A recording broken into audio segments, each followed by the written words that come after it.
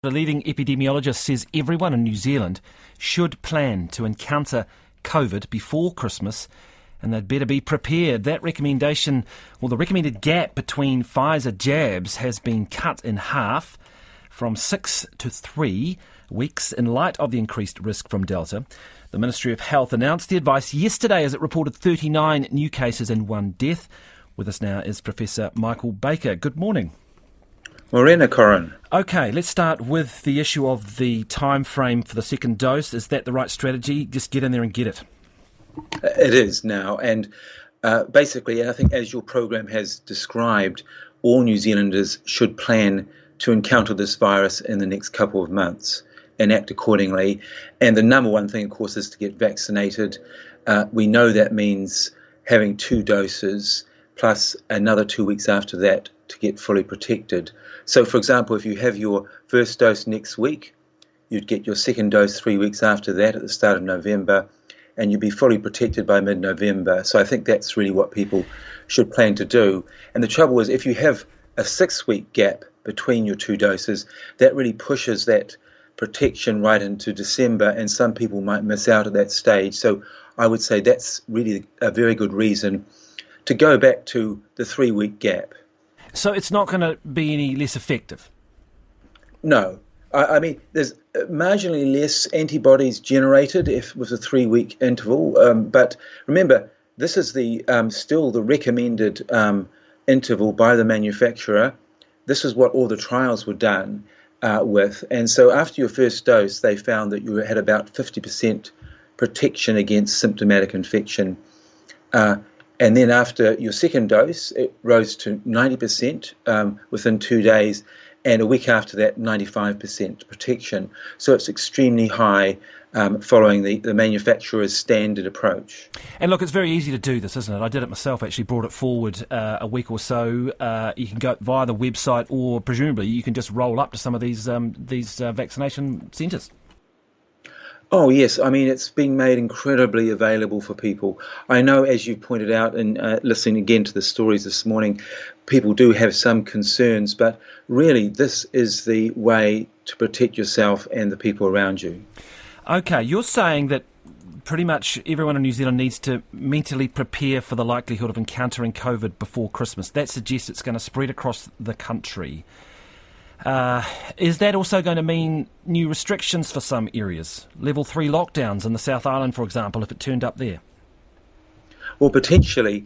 But again, the more highly vaccinated the population is, the less the need that we'll have for those other public health and social measures. The other thing, of course, is mask wearing. It's not as effective as vaccines, but it has some of the same benefits. You know, you protect yourself and you protect the people around you. Is there an element of waving the white flag here in the sense that there's been no urgent effort to lock down or extend the boundary around Waikato where the cases have spread? Should that have been done? Well, I think it should have been done. I mean, a level 3 restriction is good at slowing the spread of the virus. I mean, essentially it means everyone is at home unless they have a reason to be out. And so I had assumed that would happen, actually. Yes, it seems a bit strange that they haven't done that. They're waiting to find out more details. But we know that this outbreak is gang-related.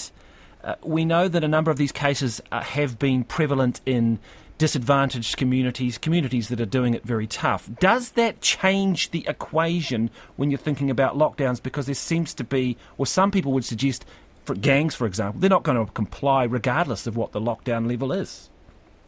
Yeah, look, that's why I think the control measures in Auckland, which succeeded in stopping widespread transmission at a certain point, didn't work anymore. For around 4 weeks, we had this very entrenched transmission in Auckland, and I think that was because there was transmission in marginalised groups who were not engaged with the response. So we know that pattern is continuing at the moment. So how do you have any sense, or is there any research on ways to combat that? Well, I think the broad public health principles apply as with any population. You engage with the organisation, you get their leaders to help. I mean, I'm sure they are concerned. I know I've spoken to some gang leaders, and they know they're concerned about the well-being of their community. So that's the critical step. So if there are things like, if we're worried about drugs, if we're worried about these types of elements, how do we as a society just have to put those other concerns around any behaviour to one side so that health authorities can get in there and do their job? We just have to do a lesser of two evils scenario here.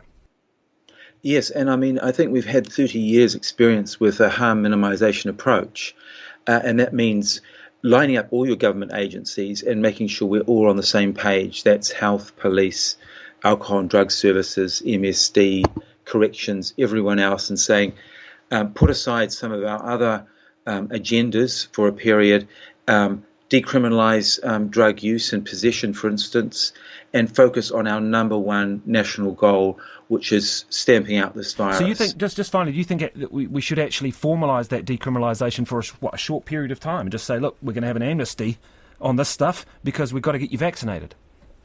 Well, police under the Misuse of Drugs Act have discretion about prosecution, so they can do this now, and I actually think police are very much on the same page with this strategy. Professor Michael Baker, thank you very much for your time this morning.